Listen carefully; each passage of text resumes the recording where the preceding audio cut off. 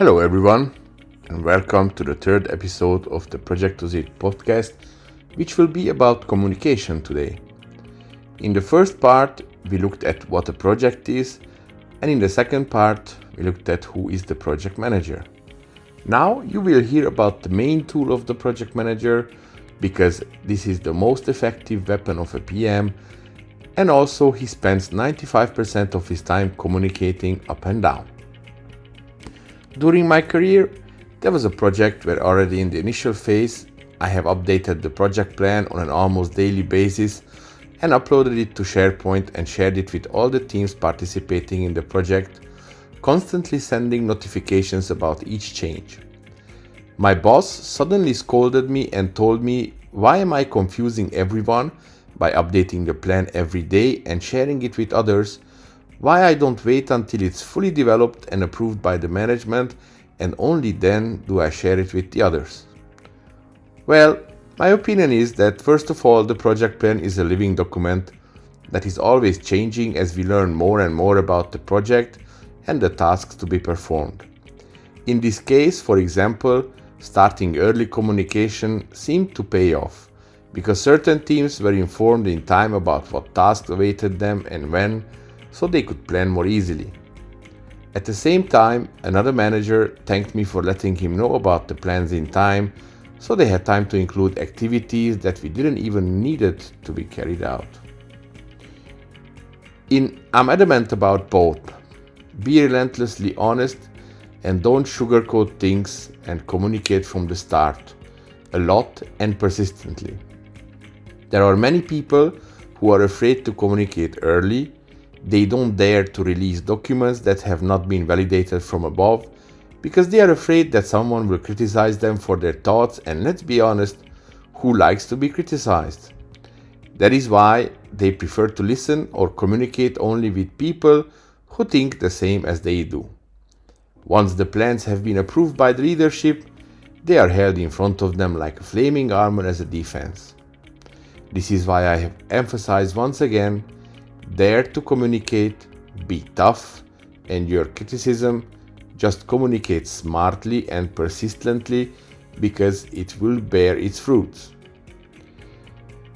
Sir Francis Bacon said around 1600 sometimes, there are three courses of business: preparation, discussion or examination, and perfection.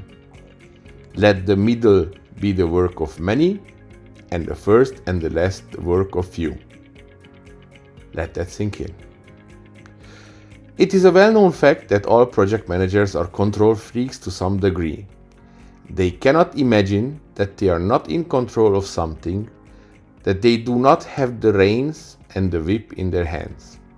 Some, or most of them, are like this in private life as well and drive girlfriends, boyfriends and husbands, wives crazy with it.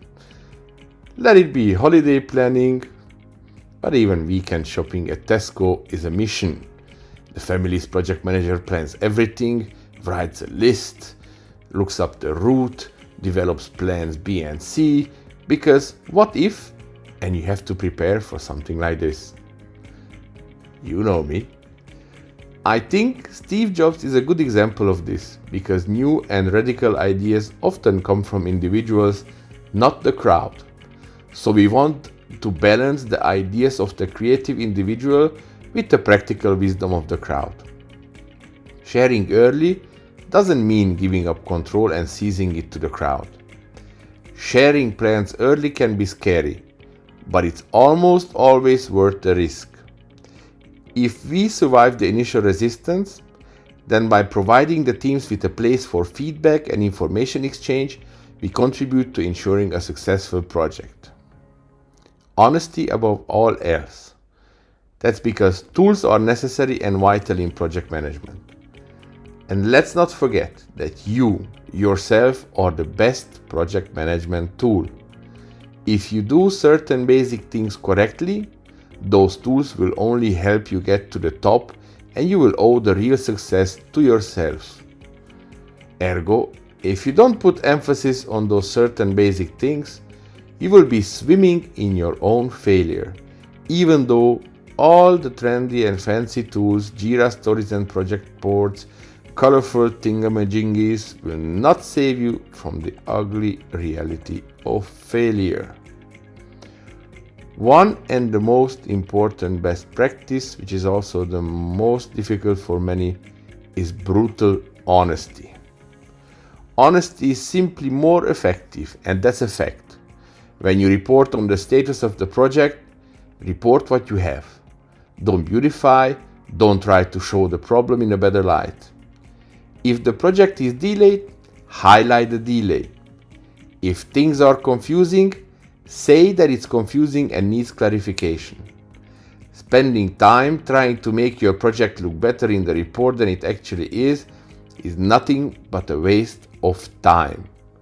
Of course, don't forget to outline what your plan is to solve these problems and from whom you would need help for that. Manage well even when things don't go well. It happened many times that I had to take over a project that was previously managed by someone else who left the company, or it was simply poorly managed or not managed at all, thinking that things would start quickly and in the meantime they would hire a project manager who would manage it. Oh well, 99% of such projects are always late. In such cases, I have experienced that they try to beautify things at all levels. As the status comes from below to the top, they cosmeticize it a bit at each level. When I once asked why a certain team was in red, the answer was, well, that red from our perspective is actually green. Awesome, right? Well, this was the point where you had to call everyone together and dive into the swamp, shovel out the trash and see it all clearly. Only after we were able to deal with the lies and embellishments, we were able to start working effectively. Why? Because with a lot of beautifying, it was not possible to see where the problems were, what to focus on. Only the overall effect of these problems was visible. The project was delayed more and more, the costs increased, the project manager and the project owners and all the stakeholders became more and more frustrated. By putting an end to the culture of lies, continuous beautification and covering up our own mistakes, the project started on the right path. The recognized problems were dealt with, the risks were effectively managed, and the project was back on track. Okay, now we can clearly see what is happening on the project, so we need to report it to the boss. It is also a personal experience on an old project when a technology had to be developed, which at that time only existed in theory in the IT market, something related to cloud. And since the renewal of many contracts depended on whether our company was able to deliver this technology quickly and efficiently, the management also followed the entire project with great attention. Therefore, I had to report twice a week to a group of European vice presidents and country directors from several European countries. At the same time, I also had to make daily reports to the relevant business representatives who were in contact with the clients. In such cases, you tend to get scared because everyone is watching you and you will be crucified for every single mistake like a simple dimple corporate Jesus. But if we start beautifying here and repaint reds over greens, which are not Easter eggs, well then it's suicide. At the same time, a good project manager must know which level he reports to and with what depth. There are problems that are simply unnecessary to report to the top management because it only creates unnecessary panic and unleashes Satan's dogs on us who will not let us sleep.